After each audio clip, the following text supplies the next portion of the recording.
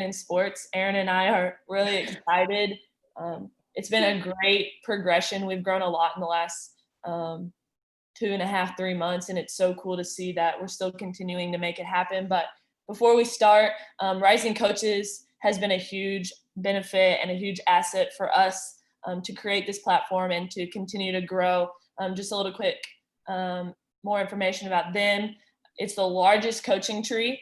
We have over, I think, 1,100 members, so it's been growing rapidly throughout quarantine, and it's really been a great asset to build relationships, but genuine ones, not just networking to know a lot of people, but really getting to connect and meet people that align with your same passion in similar professions. So we're really thankful for what Adam has done for us, and Andy and Brandon and all the other co-founders, and it's been really, really good. So just want to plug them in before we start, because Rising Coaches is a huge part of how we can get this done every week. But thank you for being here. We're going to play our video now.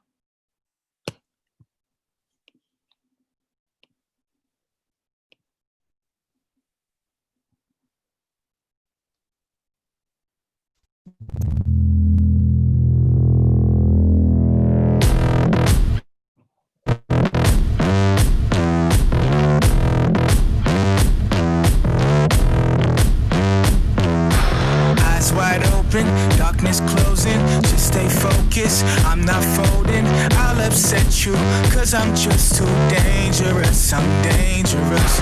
Let's be honest, this ain't no contest. Take those comments and form my go. I just get so dangerous, so dangerous. Yeah, two equal sides don't equal ties. Yo, I came to Hello, everyone. Welcome to Women in Sports. We're super excited to have you with us here tonight. I'm one of the hosts, Erin. And I'm Ashton. Like Aaron said, really excited. We have 3 incredible guests that we're going to introduce. So, Aaron, if you want to kick it off. Yes, we have Ariel Breaker, who is the assistant coach at Oakland University. We have Tiffany Coppage she's the assistant coach at the University of Alabama. We have Brittany Azell, who is the head coach at East Tennessee State University. So we're super excited to have you guys here. Yeah, like Ashton said, we've grown so much, and this platform is just awesome, and we're just so glad to be able to give you guys an opportunity to talk about your stories and where you've been and what you've learned and where you're going. Awesome. Thank you for having us. Yeah, thank you. Appreciate it. Of course, we like to start off the night by asking each of you to share, as you wake up in the morning, what's the first thing you do, kind of a morning routine in essence, if you want to share that with us. Yeah, I'll go first. The first thing I do in the morning, truthfully, is I smile and kind of laugh a little bit, and it just kind of gets my day going the right way. I was always told that your day is going to go the way of the corners of your mouth, so I try to make sure that mine are pointing upward, and just kind of chuckle, because who knows what we're about to encounter at the collegiate level coaching women's basketball. So I try to have a little bit of pep in my step to get my day started. I'll jump right in. So the start of my day is usually reserved for family, to be honest. When I wake up, one of the first things I do is I either call my mom, my dad, somebody. Most of my career has been spent with me living away from my family.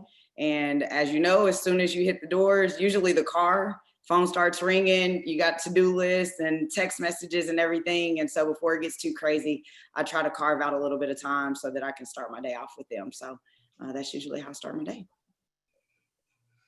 Usually my day starts off with being woken up with puppy kisses from my adorable dog Flounder. She is the cutest thing ever. And then we go on it's like a nice 20-minute walk just to wake myself up, because I am very much not a morning person. That's awesome. I can attest, Ariel does have a very cute dog. And she's so funny. But so I just kind of want to start our first question with you guys all had you all played at the collegiate level and had some pretty successful careers, and now you're in the coaching industry, obviously, and still killing it. Just kind of, if you guys could speak to that, like how you all played for and worked for some amazing coaches and programs. Have you really like taken notes and kind of compiled a bunch of tips and tricks from that you now are using today and have kind of shaped you into the roles that you're in? Coach Brittany, if you kind of want to start on that one. Oh, sure. So I was a two-sport athlete at the University of Alabama. Roll Tide there, Tiffany. I knew you would enjoy that. I was really fortunate. I played basketball and softball at Alabama. Played for Coach Rick Moody and Coach Patrick Murphy, who's still there on the softball side. So make sure you tell Murph I said hello. Had a really great experience, and I had some remarkable teammates that made me look like a better player than I truly was. I'm still waiting on residual checks from some of those that played in the WNBA because they owe me a commission. But other than that, I did get a chance to go on to the University of Nebraska as a GA after my playing days. And I worked for Paul Sandiford, Jeff Walls, and Michelle Clark-Hurd. So if you're talking about really keeping a notebook full of coaching tips and drills and things to do, I've probably got a plethora of them laying around my house. But there really are no secrets in basketball. It's just a bunch of different ways to get the same job done, and how you go about it is what's really key. So, yeah, like you said, I played for a remarkable human being and coach in Rick Moody and his staff. Really helped shape me and shape my career. I owe a lot to he and the entire staff at Nebraska as well. Awesome. So my career was a little bit different. I started off with going to junior college at Fort Scott Community College, and then went on to finish 2 years at Missouri State. And so, like she said, I had some pretty awesome people that kind of helped pull me along, shape me, teach me, tell me all the things about myself that I didn't know and would later discover were actually facts. That I fought for a long time, including becoming a coach. And then was really blessed. I did my grad assistantship at Wichita State, and was, like I said, it doesn't happen a lot, but fortunate that after a year I had a job offer to become an assistant coach at the Division I level. And from there, that's kind of just, piled onto one another. And so I've had a lot of great people that I've worked alongside of, that I've worked for. And it wasn't until maybe midway through my career that I learned that it's really good to keep everything. The first couple of years, I can't say that I was as diligent at saving things or even trying to store it for later, but I learned pretty quickly that it comes in handy. And so definitely, like she said, just trying to keep track of everything, because at some point you're going to use it again, tweak it, modify it, something like that. And then obviously from my playing career, just using that as a reference for when I'm dealing with our players, and being able to pull from that and remember what's realistic and what's not, and being able to relate and kind of help me navigate as a coach with them. So. Yeah, and then for me, I played 4 years at Notre Dame. I played under Coach McGraw and Niele Ivey, who's now the head coach there now, Carol Owens, and then Jonathan Sipp was there my first 2 years, and then Beth Morgan Cunningham came the last 2 years. Sorry, it's throwing me off with all these people joining. So yeah, so again, same with Tiffany, after I graduated, I was like, oh geez, I will never pick up a basketball. I will not be around the sport. I am out of here. Like, I'm going into the real world. And then I kind of looked out what was in the real world, and it was probably a few months, and I was like, I don't like it. So my mom actually found a grad assistantship for me at Wayne State University in Detroit. It's a D2. So I worked there for a year under Carrie Lohr, and then I worked in high school for a year back at Grosse Pointe North, where I played. Didn't want to deal with high schoolers. So then I got a call to go down to Western Texas College, a JUCO. Drove 24 hours. When I got there, Jeff Tungate, actually the guy I work for now, called me and was like, hey, I have a position open. Would you be interested? I just packed up my life, drove 24 hours, and I was like, I'm going to try this out, see how it works out for me. And so it was good. I had a great year. And then Coach McGraw called me after I finished up my last year. She usually likes to check in each year, ask me if I'm happy, do I like where I'm at, what did I learn, what were my downfalls. So she actually received a phone call from Sue Troyan from Lehigh University, and she needed someone to fill in for her. One of her assistants had just left, so I got that job, and I was there for 2 years. And then a year ago, I got a call again from Oakland. I think it was a sign. I'm from Michigan. It's 45 minutes from where my family lives. I'm the oldest of 5. It was really important for me to be back home. And so I took this job last year and really loved it.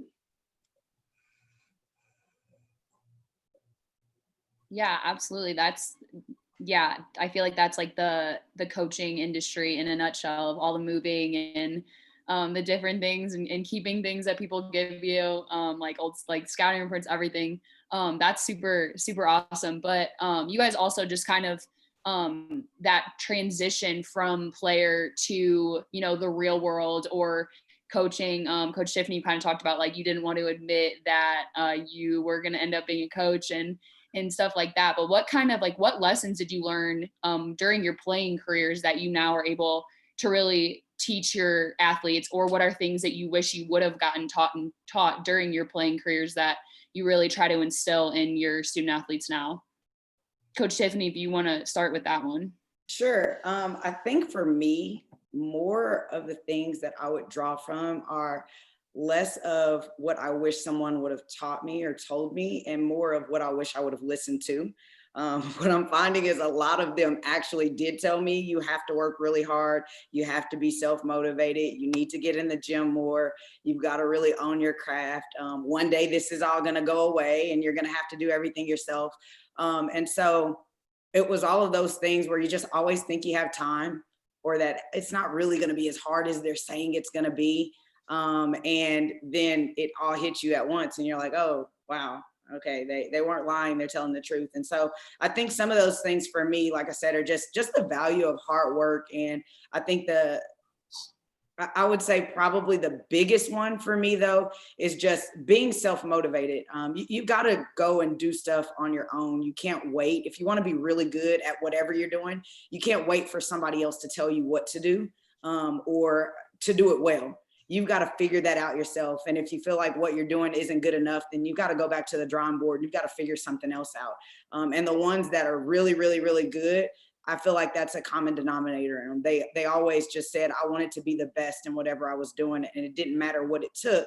I wasn't satisfied until I did it. And so I think that was one of the things that I would have done differently as a player. But now as a coach, I try to live by every day. I can go. I think kind of mine is along the same lines. Like, there's a lot of stuff that when you get to college, you think you know everything. So for me, it was just one of those things where, okay, I know everything. Like, I made it here. I got myself here. Now it's just like everything that I did to get here instead of doing the extra above and beyond. And I took a hard lesson for it. Like, I sat on the bench for 2 years and watched, just because I was really stubborn and set in my ways. And I can relate to that a little bit. I will refrain from that story and we'll talk about that offline. But what I would say that I took with me, and I use this with our players, is you don't know all the things you don't know. It's really pretty remarkable how many things you do not know. So the lesson that I really learned was to continue to be a lifelong learner. My coaches really instilled in us that leaders are readers. And so I carry that with me a lot. We encourage our players to do a lot of reading. We encourage them to be inquisitive. We encourage them to challenge status quo and ask a lot of questions, because I learn from them just as much as hopefully they learn from me, if not more. But yeah, I didn't know all the things that I didn't know, and I'm still in that same boat, and I'm okay with it. It just opens up a lot more doors for learning.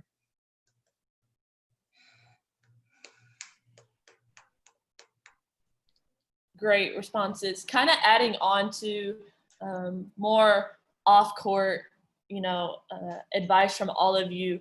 obviously we're all trying to be coaches. You all three are coaches. You know, winning and losing is very important. But to you, could you just describe what's more important than winning? If that makes sense. What are you trying to get out of your job? Obviously, our athletes are more than just athletes, and how you try to, motivate them to understand that as well. Sure, I'll jump on that. You guys are sitting on mute, so you're making me go first. I see what's going on here. That's all right. So what's more important than winning? Ashton, I'll tell you this, and I've said it 1,000 times. My one-loss record's not going to be on my tombstone. It's not going to be something that I have to answer for. But what I am going to have to answer for is the impact that I made on the people around me, the people that are in my charge, and the people that I care for. So I think if we had to summarize it and put it in one word, impact is more important than winning. Because these student athletes, no matter if they played for me in junior college back when I was 28, or if they play for me now that I'm 29, it's one of those things that they're my walking trophies forever. And when you get done playing, I mean, I couldn't tell you what our one-loss record was. I couldn't tell you scores of games, but I remember moments, and I remember people, and I remember conversations, and I remember how I felt around those people. And so that's what I'm really striving for. Obviously, you want to win. I mean, that's important. That's our job. But I want to make an impact. I want to leave the world better than I found it, and I want to leave this profession better than I found it. It's hard to follow. I would say the first one is kind of funny, but it's so true. My morals, like this is a business, but I want to be able to lay my head down at night, and I want to know that everywhere that I was, that I did it the right way and tried to do it the right way. I've had a lot of different people that I've seen that have done it the right way and been very successful. And so I want to be a part of that. Our kids, and just making sure that when they leave this atmosphere where everything is catered to them, that they have a chance at life, they are self-sufficient, and like regardless of if basketball is included or not, that they know how to take care of themselves. And if they want to take care of others back home, that they know what it takes and how to do that. And then I think the last part is the little bit of a selfish part, but for me, I want to be remembered. I want to be really good at what I did. And it doesn't matter what that role is for me, but when I'm done with everything, I want people to say, man, Tiffany Coppage was the best, whatever it was that she was doing. And that's really, really important to me. And I don't know that that's calculated by wins and losses, but whatever you measure it by, I want them to be able to say that. I think mine would definitely have to be development. I am so young in this industry, and I've been through a lot of teams, and I see how kids come in their first year and how they leave. And so it's that idea of leaving it better than what you found it. Just the development of them as a basketball player, a human being, whatever they want to be, a citizen in this world. I think that's really important, just especially with everything going on, and educating them, and having their back, and lending a listening ear as well, just because I know when I was playing and stuff, I complained a lot, and my coaches would listen to me, but then they would also be like, okay, so here's a solution that you could look at, or here's what you could do better. And I think that's really what I try to get my girls to look at situations a different way, and really problem solve through things, instead of just always expecting me to have the answer like I did. Coach Ariel, you did mention how you're younger in this profession, just kind of getting started. How do you handle pursuing your future aspirations while, staying loyal to, your current program, but also what are you doing for your personal development as a young coach in this industry as well? I think I reach out to a lot of people. I try to network a lot, whether it be at the Final Four, whether I'm sitting next to a coach, in the gym recruiting. I try to network a lot. I do look at what's out there, but I mean, when I'm ready to leave a place, I'm leaving the place. Like, no matter if there's a job open elsewhere, I'll find it. I don't have to have something else lined up, but I think it's really important, especially being this young, to network, talk to people, pick their brains. You never know when you're sitting next to a head coach who's going to need to hire someone, in the next couple months, and you had a great conversation with them. Yeah, that's huge. I feel like a lot of the things that people always say is like to not just network up and down, but to network across. And so that's definitely a huge thing. But just kind of to talk about all of your guys' like current roles, how do you really like just support the people around you? So Coach Tiffany, Coach Ariel, like you guys are assistant coaches. How do you really try to be like the best assistants and buy into the culture and kind of be that middleman between the head coach and the players? And then as well as Coach Brittany, how do you really like set up a culture and a program that, you know, is fits everyone well and sets up your assistants well and sets up your players well? Kind of a big packed question, sorry. I'll defer. You guys start. I want to hear the assistant perspective before I chime in. Y'all go. Interview time. So, no, I think, well, obviously, as a recruiting coordinator, first and foremost, that's my biggest, contribution to the staff. I want to be good at a lot of things, but I also know that the thing that you're there for, you have to do really, really, really, really well, because that's why you're there. And so for me, that's organizing our recruiting efforts.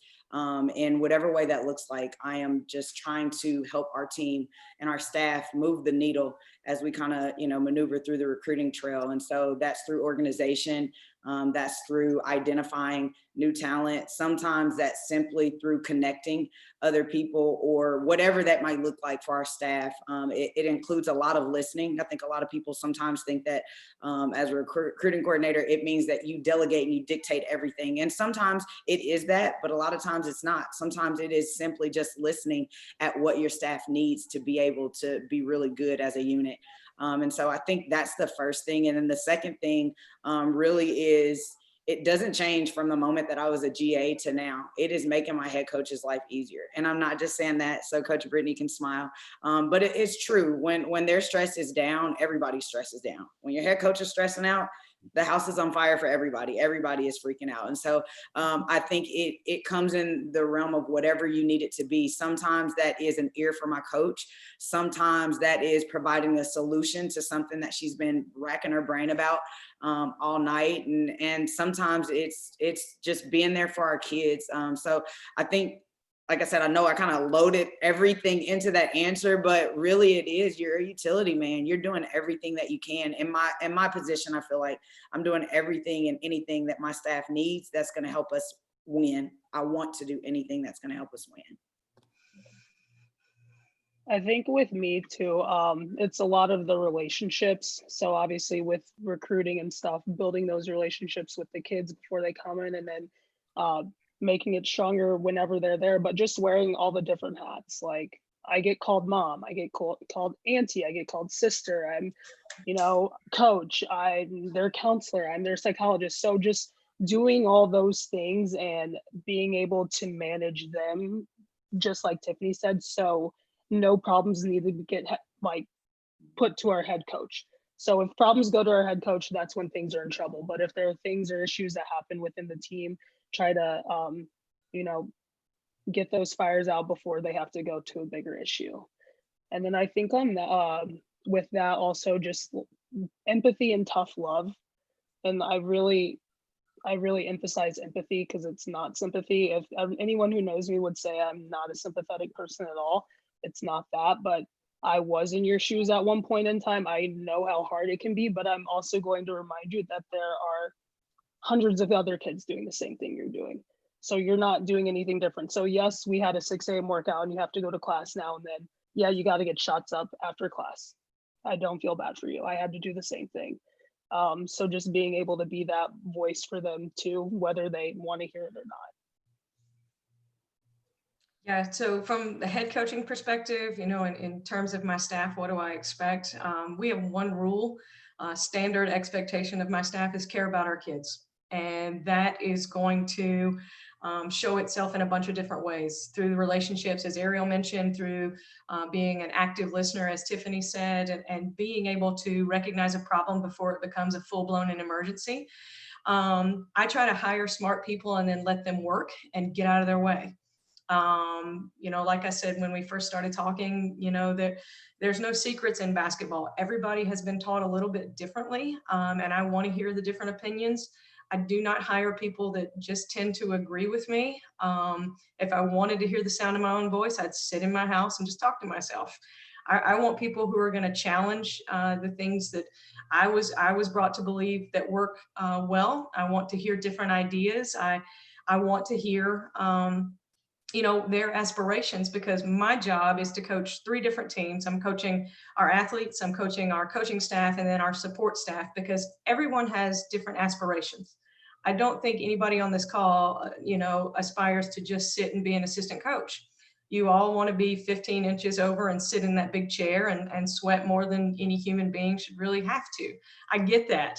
So my job is to prepare my coaching staff for the next step in their career, with encouraging them to do things like this with Rising Coaches, to do Top Connect, to do those things. Because I want smart people around me. I want people that aspire to more.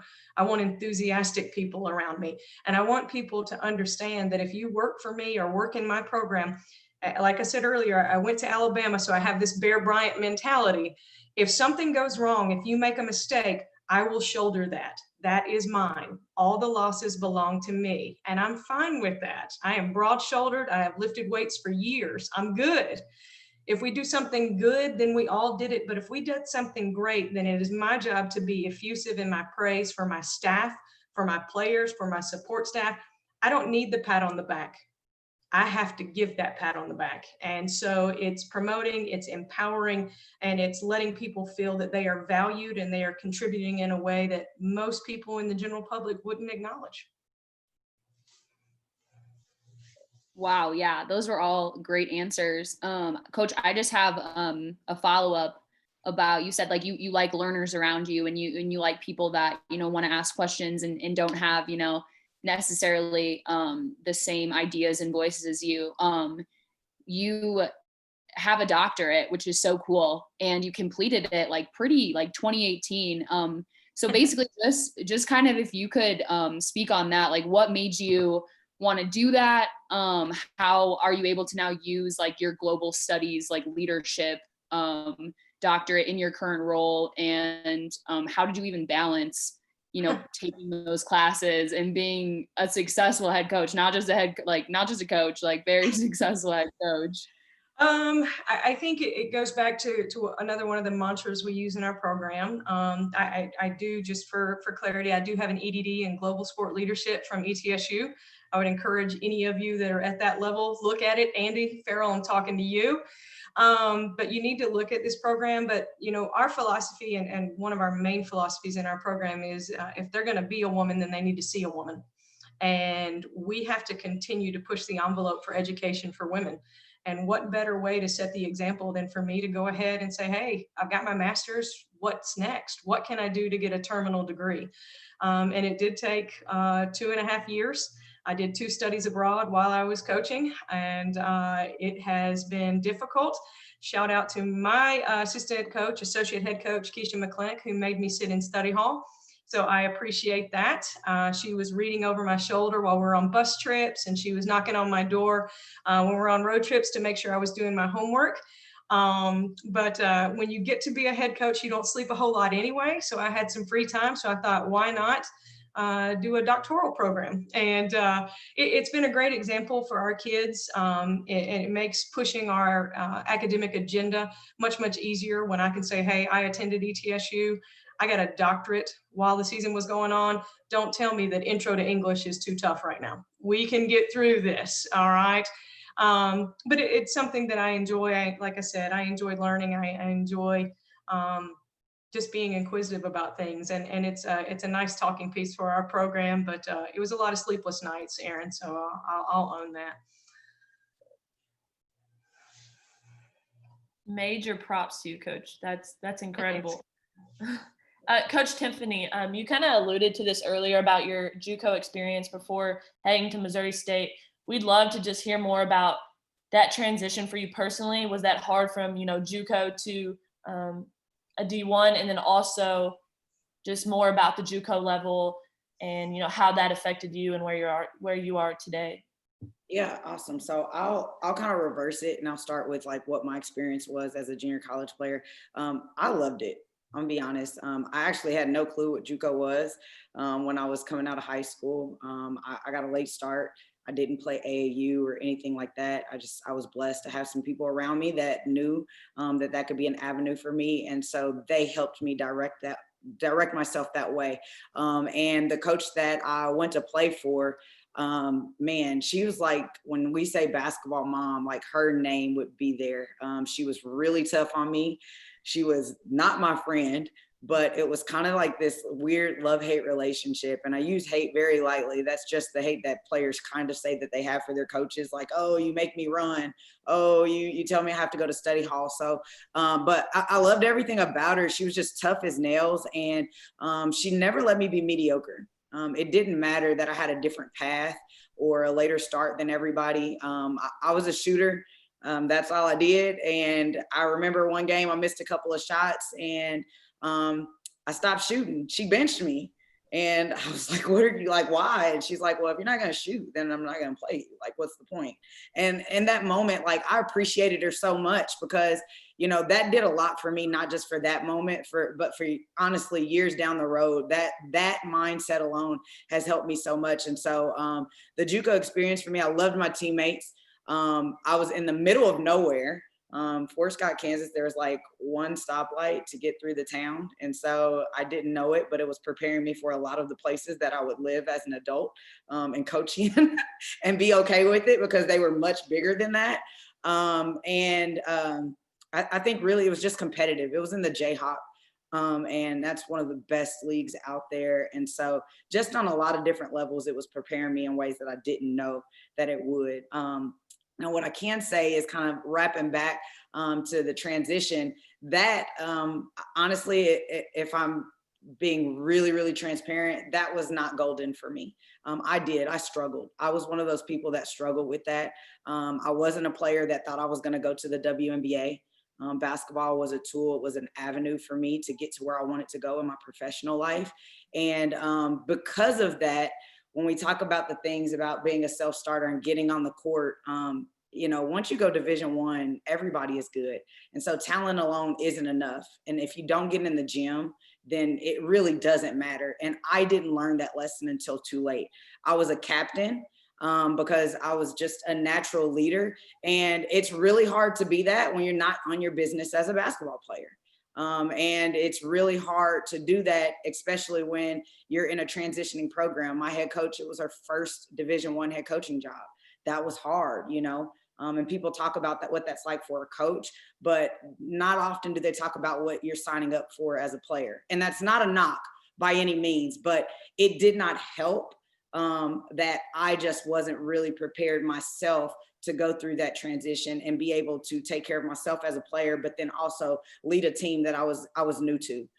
So for me, that was a hard transition, but what I can say is on a very positive note, it helped me to be the coach I am today because there were so many things that I learned that I refuse to let happen again. And so many things that when I see little instances of it in our players, I go, hey, let me snatch you back really quick. You might not listen to me now, but I'm trying to beg you to listen because it'll save you a lot of heartache, a lot of regret. And eventually you're going to learn that you don't get a chance to go back. We all hear that, but like, no matter what, I cannot change my playing career. I'm not going to be able to rewrite that. What I can do is define myself as a coach and redefine myself in the game. But yeah, I would say that transition for me was really hard, but it was rewarding as a coach now. Sorry, that was kind of long-winded. No, thank you for the honesty. That was really good. Lots of good stuff in there. Yeah, seriously. Coach Ariel, I just have, you kind of talked about you are the mom, you are the auntie, you are everything. You're, you really are there for your players. I obviously know you on a personal level. So side story, Ariel literally came to my high school from Notre Dame and watched me play after meeting me at like this summer camp. We went to the Notre Dame summer camp and we both had feathers in our hair because that was the thing then. And she just is always, she goes the extra mile.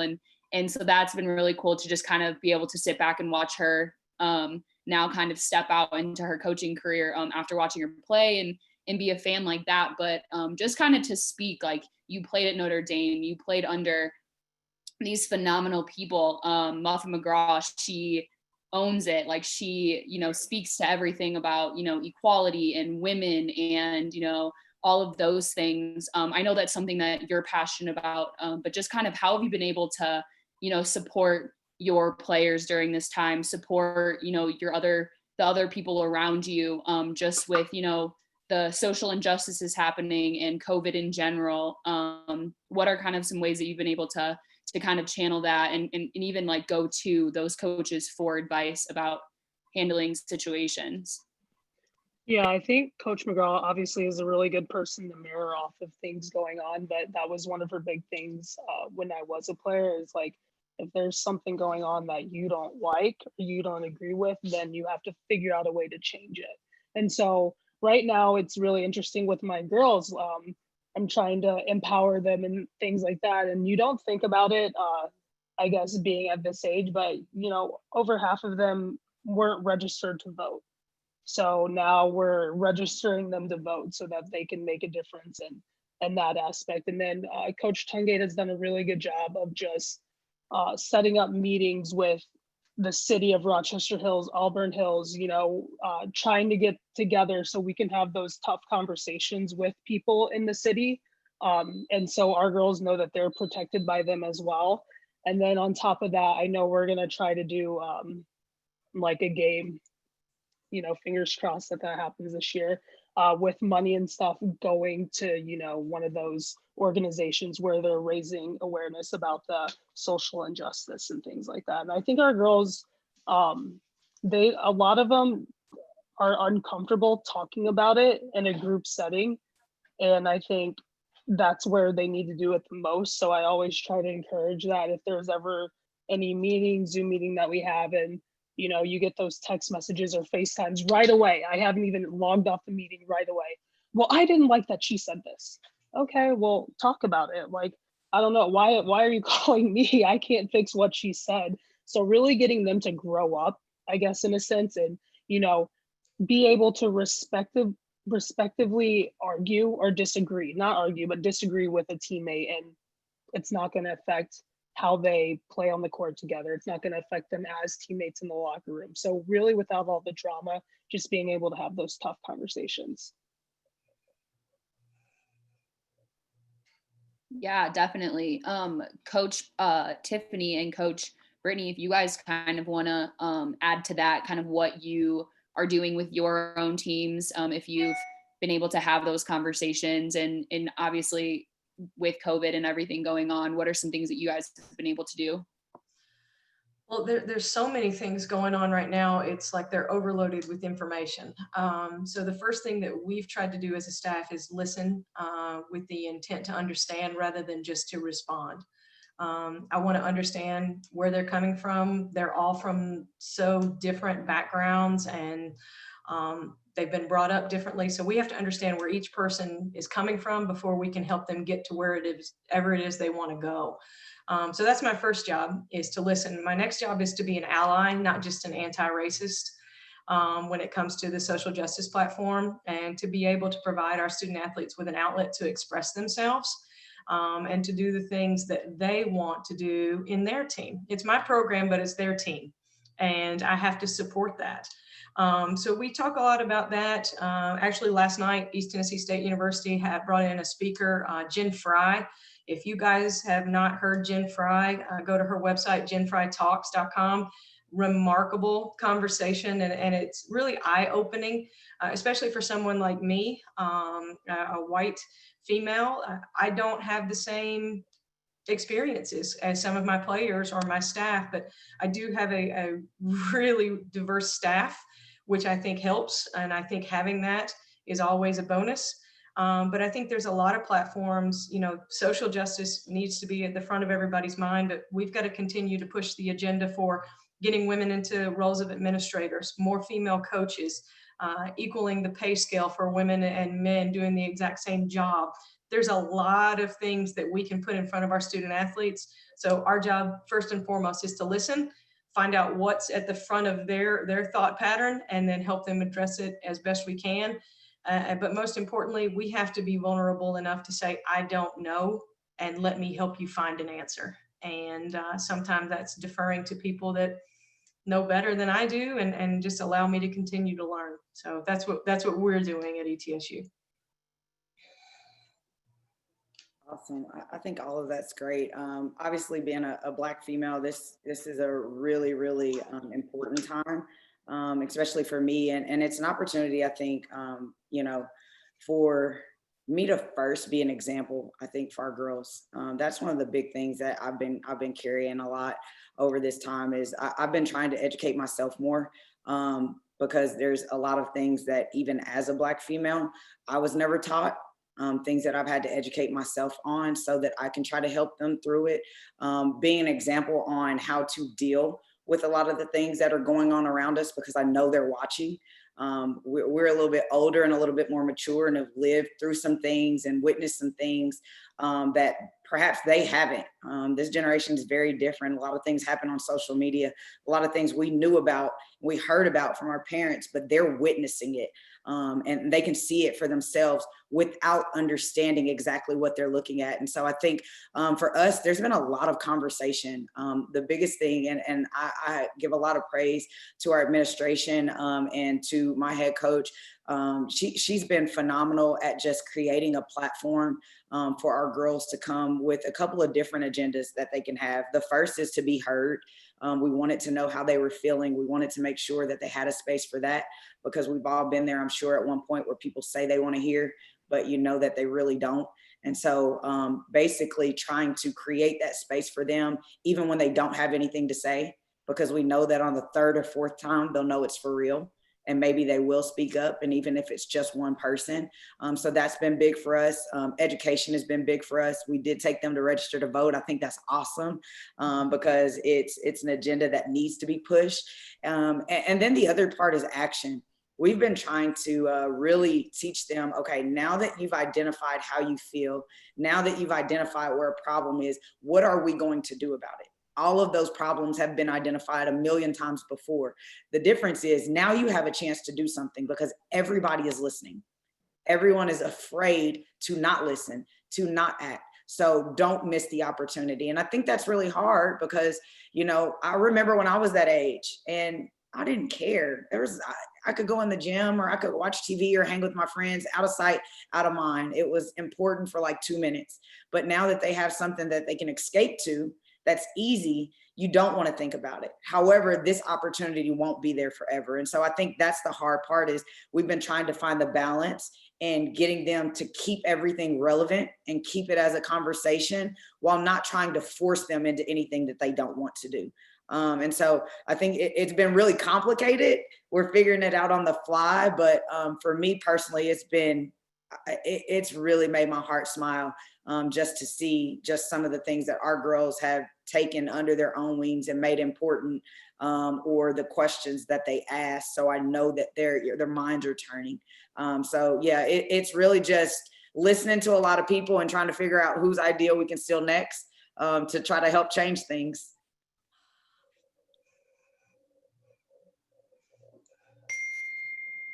Thank you for those really important words. Really important. Thank you. We want to open up for viewer questions. So Coach Andy, we saw you had a couple questions. If you want to unmute yourself to ask. Yeah, appreciate it. And thanks so much for everyone being here and all the wisdom that everyone's sharing. Coach Ezell, or should I say Dr. Brittany's fine. Brittany is fine. Brittany is fine. You recently hired a former player who was a GA prior, and now she is a full-time assistant coach. What qualities or characteristics did you see in her as a player that you thought she would make a good GA? And then what was she doing as a GA to then get bumped all the way up to an assistant coach that you thought she would be valuable? So the young lady that he's referring to, her name is Brittany Snowden. Brittany was a junior college transfer into our program from Northwest Florida State, which was previously known as Okaloosa Walton. And many of you probably do not know that's where I got my head coaching start. I was a junior college coach at Okaloosa Walton when I was 28 years old. And so I have a heart for junior college kids.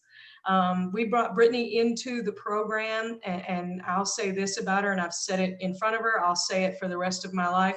She is the best leader that I have ever coached. She communicates at a high level. I think, to use Ariel's word, she's one of the most empathetic leaders. She relates to her teammates. She understands them, but at the same time, she holds them accountable. And Brittany had those abilities that we really look for. And everybody will ask me all the time, what abilities is that about a player? Accountability, dependability, responsibility. Do you have those abilities? If you have those abilities, I can teach you all the other things. I trust Brittany completely. She's never given us a reason not to. And she's been one of the hardest workers I've ever coached. So when I was 23 years old, my former head coach, Rick Moody, hired me for my first time coaching position, and I'm doing the exact same thing for Brittany. And when we're given opportunities, it's our job to provide opportunities for other people. So it does no good if all we do is want for ourselves. I want more for her, and this is going to be a remarkable opportunity for her to put her stamp on a career and on a profession that has really given a lot to she and her family. So Andy, to answer your question, best leader I've ever coached, most trustworthy kid you could ever imagine, and a big time worker. You would absolutely fall in love with Brittany Snowden when you meet her. I have no doubt that recruits will feel the exact same way. Awesome. Thank you very much. You're welcome. Jonathan, do you want to go ahead and ask your question? Yeah, sure. My name is Jonathan Finkel. I spent the past 2 years actually at a Division I junior college. So my question is more junior college related. So obviously working at junior college, what are some of the biggest lessons you learned while working there? The people that may not know about it a whole lot that are currently looking for a job, or as even a player looking to play at the next level, a lot of people have a lot of misconceptions having worked the past 2 years at what the goal of junior college is, or what kind of competition you go against every year.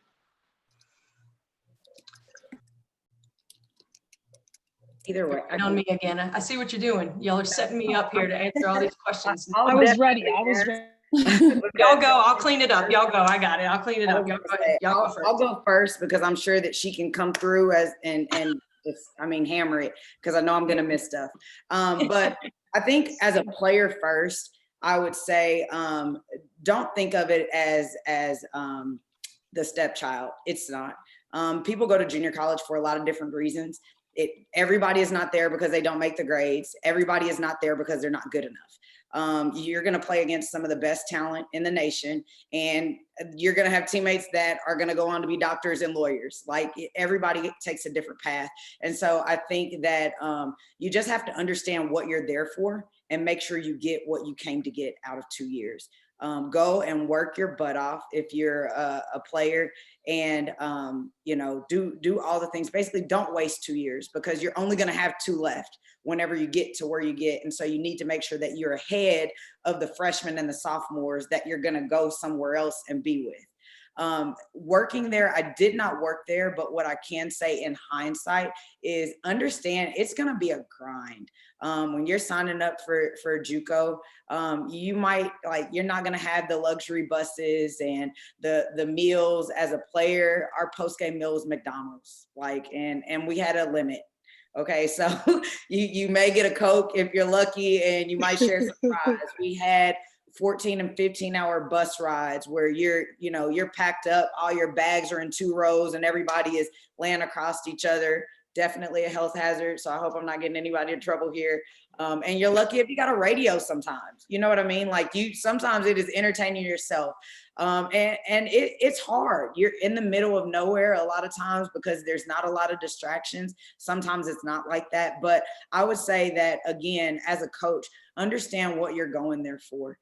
Basketball is basketball. It doesn't matter if you're coaching it for 2 years for a player or 4 years for a player. Competition is competition.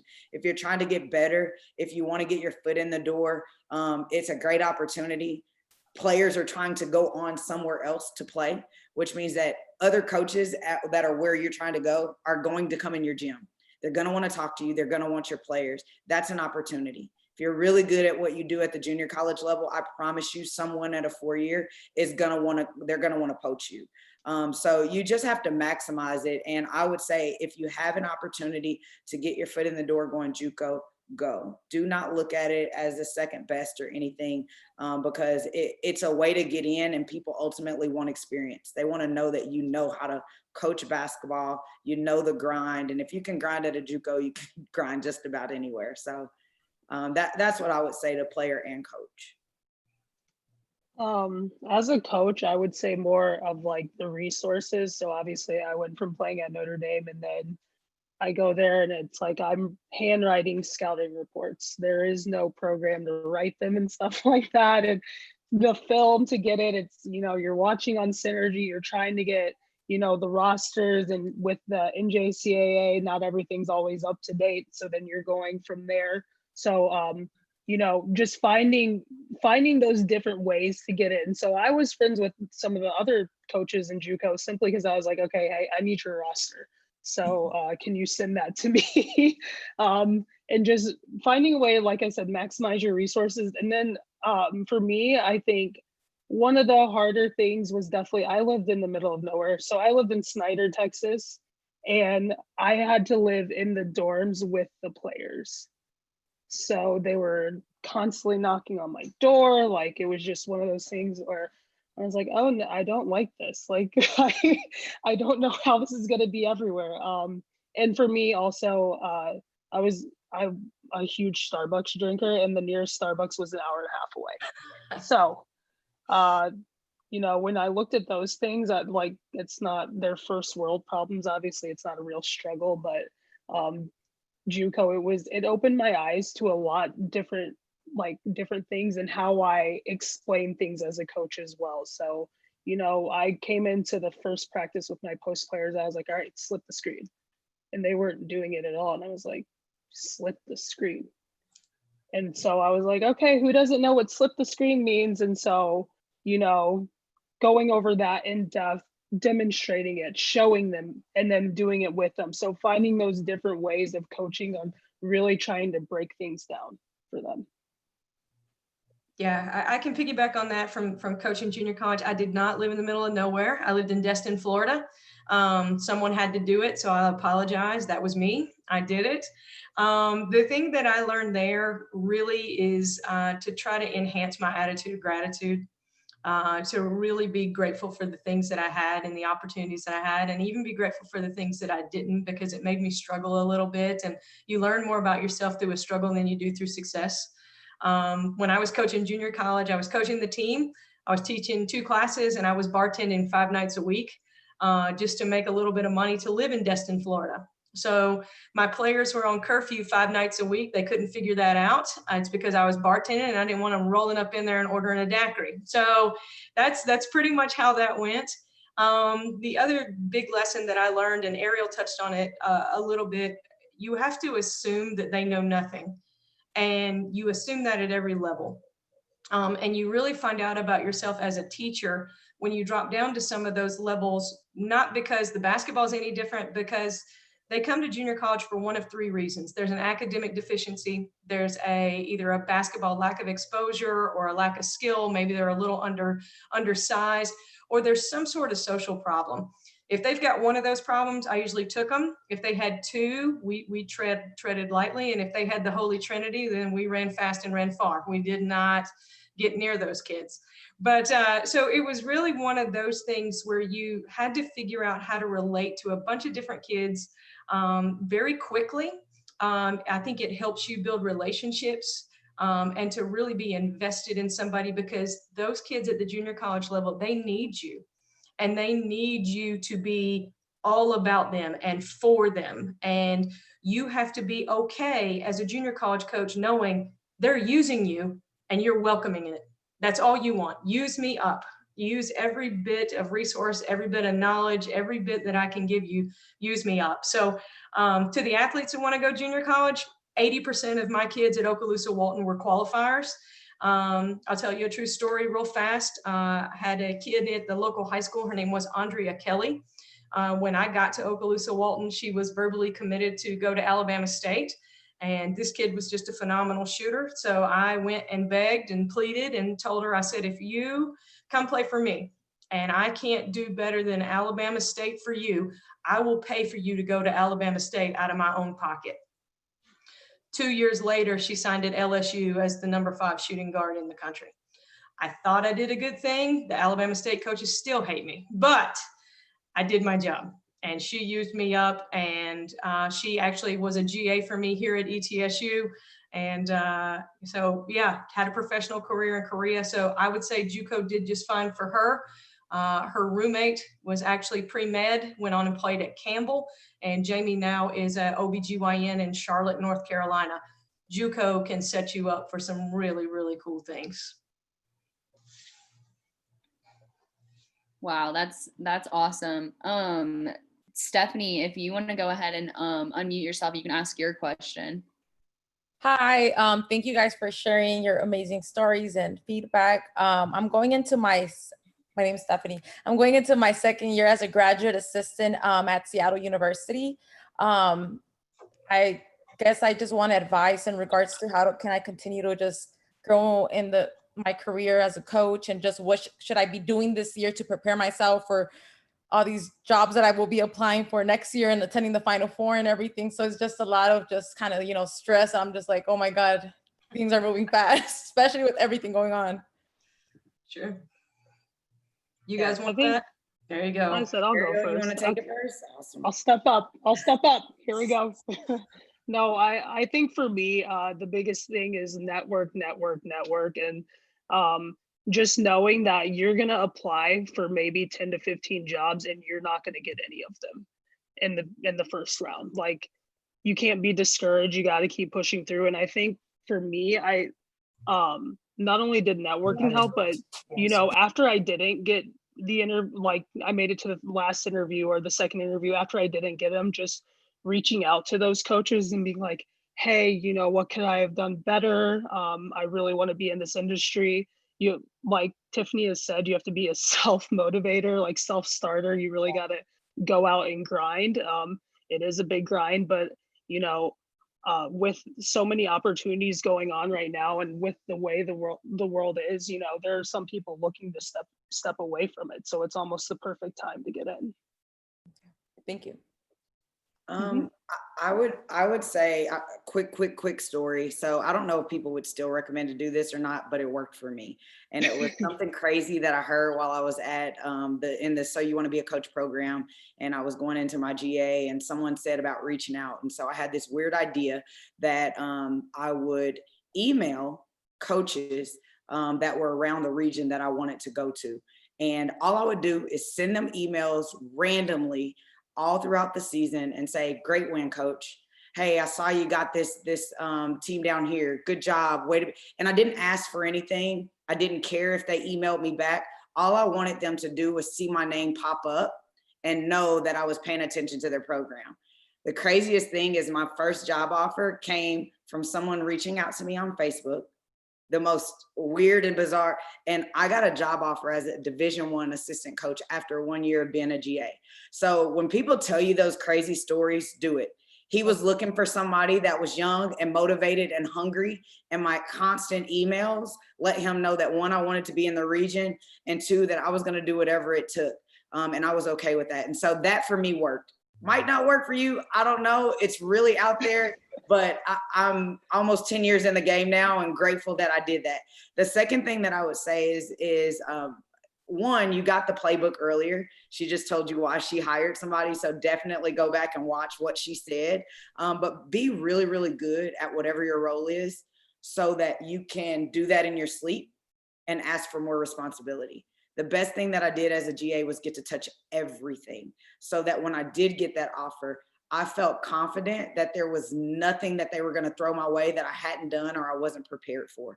And so I think as much as you can touch, try to, but as a coach, I'm not going to ask my head coach to give you more responsibility if you're not just absolutely killing it at what you're already supposed to do.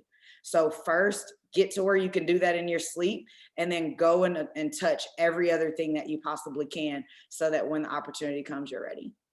And that, both of you guys nailed it. That was great. Stephanie, great question.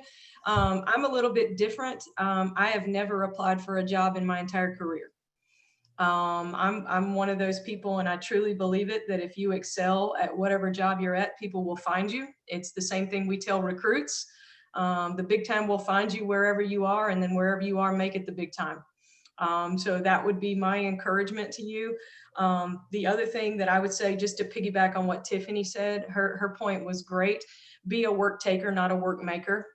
Head coaches don't want assistants that make more work, that cause more work, that they want people that take responsibility rather than deflect it or give it away. And both of them made great points about networking. There are coaches out there, and you are welcome to reach out to me anytime. I take a lot of joy and pride in helping coaches get coaching positions, even if it's not on my staff. There's a lot of fluidity within the coaching community. People leave and move, and that's fine as long as we're all on the same page with what the end game should be, and that's to impact kids. So I'm happy to help. There's a lot of coaches out there like me. I'm sure Ariel and Tiffany would say the same thing. They would be happy to help if you reached out to any of us. Do not stress, okay? Stress worries about the future. Be very patient and stay in the present. There's enough worries for tomorrow. Just stay right here where you are, learn as much as you can every day, and then tomorrow will take care of itself. Thank you. Thank you, guys. You're welcome. Love that. That was really good. Matthew, you want to go next? Yeah, so for Coach Ezell, in the past like couple months that I've like watched your program, you've had 2 assistant coaches leave, planning for like this summer session that started, and then your season ahead compared to what you had planned before they left. Oh, it kind of goes to the mantra that, you know, I make all these plans and God kind of laughs, Matthew. I mean, it's funny how things get moved. We had an assistant move on and take another assistant job at another school with a new head coach. Kelly Mathis did a great job for us and moved over to Winthrop. Ashley Houts, one of my current assistants, was offered a phenomenal position at Nike headquarters. So who am I to say that you can't take that job? So I was really excited to be able to hire Brittany, and I can go ahead and tell you guys, I've got another assistant lined up, and she'll be coming on board August 1st. Really excited about Liberty to come in and help, but there's really an overarching plan that you can plug in different people, Matthew, to be honest. And I hate to say this, and I don't want it to come off as callous, but we're all replaceable. We're all replaceable. And especially in this business, you can go out kicking and screaming. You can come in with, you know, thunderous applause and fireworks. We're all replaceable. Because everybody on this screen, if you want to be a coach, you're going to sign up to get fired, or you're going to sign up to move jobs. It just is what it is. And we have to be so secure in what we are as coaches and what we're capable of doing. And I'm very secure in what we do in our program, that whomever we bring in is going to follow that one mantra, one guideline, one expectation. They're going to care about our kids, and then I can teach them the rest of the stuff. So I want coaches to come in, squeeze all the juice they can get out of me, learn all they can, and then go on their way and get more experiences, because that's what this is all about. Get all the experience you can. Great question. Thank you, Matthew. Daria, if you would like to unmute yourself, you can ask your question. Yeah, thank you, Ashton. My name is Daria Sharova. I'm an assistant at Montreat College, North Carolina. My question is, I came from Europe. I'm Russian originally, and this will be my 9th year in America. And my question is, some of you ever experience international basketball. You know, it's very diverse, different schools, different approaches. If some of you ever like took something from what we teach there and bring it to your program, or you always believed, I guess, an American approach, you know? So, because I think it's my biggest battle, you know, I love European basketball, and I love American basketball. So I try to combine it together, you know? You guys want to jump on that? I can say one thing that I know for sure that we love is that everybody can shoot. Yeah. Whatever that means, you guys are doing a lot of things right, because everybody knows how to shoot. But no, I think, I don't know, our system lends itself to the type of ball that you guys play. I know, just, you know, there's a couple of things, footwork and things like that. Sometimes it's a little bit harder to transition over to. But at the end of the day, I think that it really all is kind of the same. It's just when they get here, trying to encourage them to engulf themselves in the culture, not lose who they are, but still being able to just figure out what your niche is as a player, and then find you a system that fits that. And as long as you do that, it really doesn't matter if you're playing on this side of the world or the other side of the world. And I apologize. I hope that maybe is answering, or that's the route that you're kind of taking as far as the player goes. If not, I'm sure somebody else can definitely clean that up. But yeah, I think that basketball is basketball.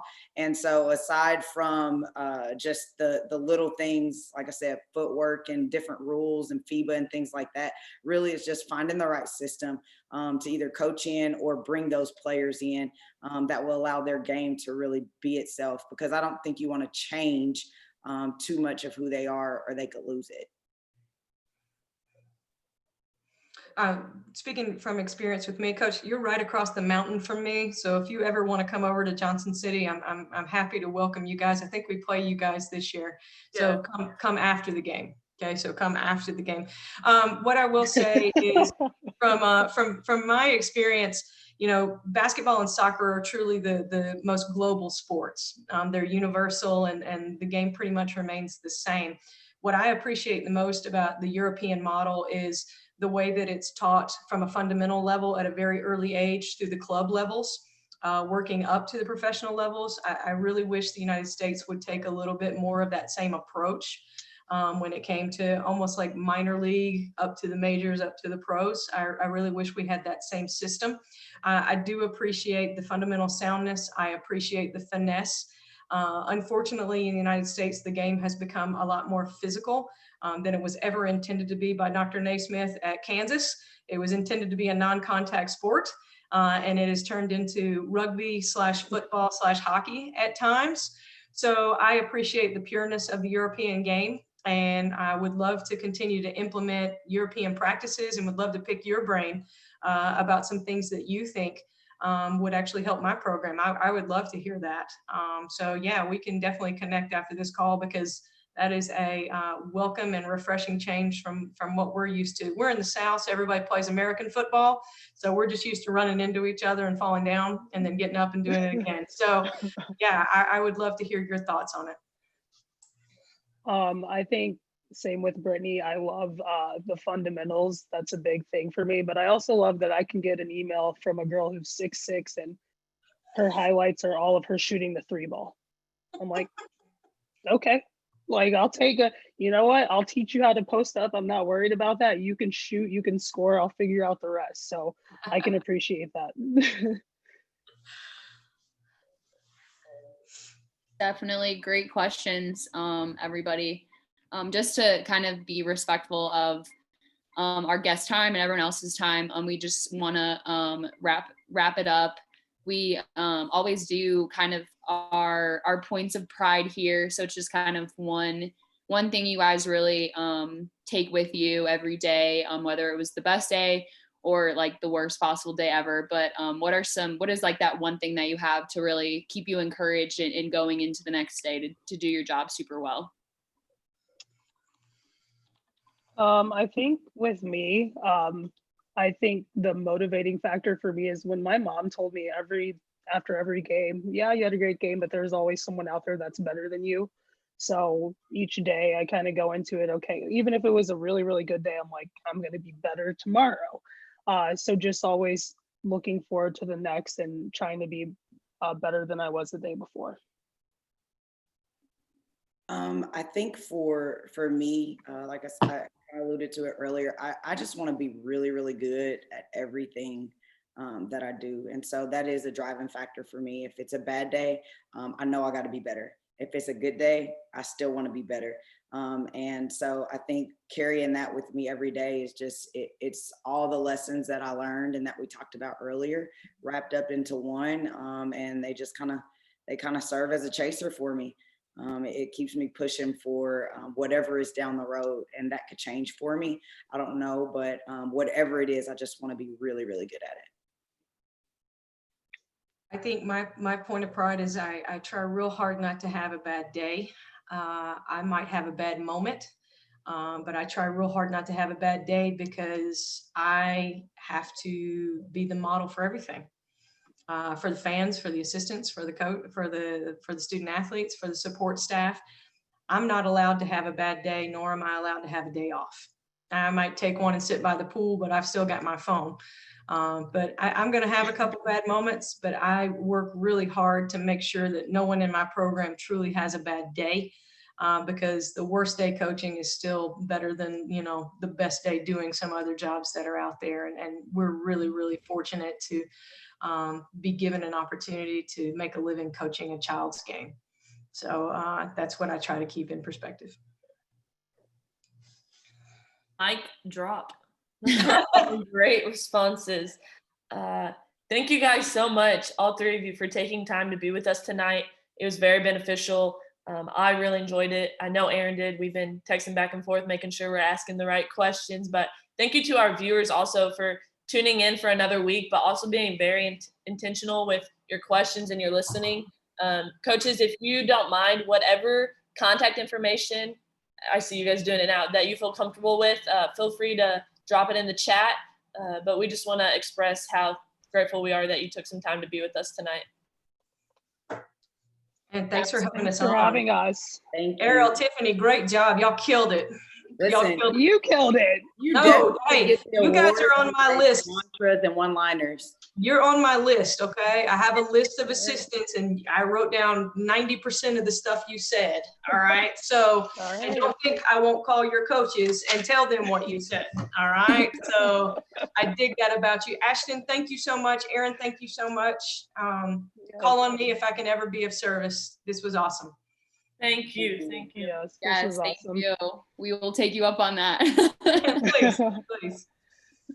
Awesome. Thank you guys so much, all of our guests. It's week 11. Can't believe it. Happy birthday, Ashton. If you want to sing, we'll sing. But yeah, just super thankful for this. It gets more and more fun every week. But yeah, any feedback, anybody has questions for us, people you want on the show, anything like that, we're trying to get that social up. So help us out. All right. Thank you guys all. Thank you. Never. Yep. Thank you. Have a great night. Bye. Great job, guys. Have a great night. Happy birthday, Ashton. Thank you, Coach. Yeah.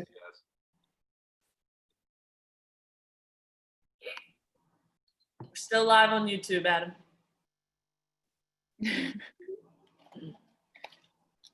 Thanks, Ashton. I'm on it.